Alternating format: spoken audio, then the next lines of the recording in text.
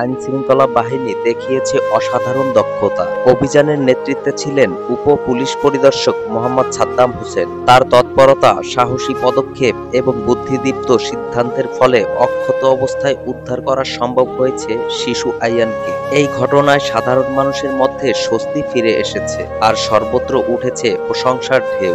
স্থানীয় মানুষ বলছেন, এত অল্প সময়ে একজন শিশুকে অপহরণকারীর হাত থেকে উদ্ধার করা নিঃসন্দেহে পুলিশের একটি বিরল সফলতা। উপ পুলিশ পরিদর্শক সাদ্দাম হোসেন শুধু পেশাদারত্বই দেখাননি, দেখিয়েছেন মানবিক দায়িত্ববোধের উজ্জ্বল দৃষ্টান্ত।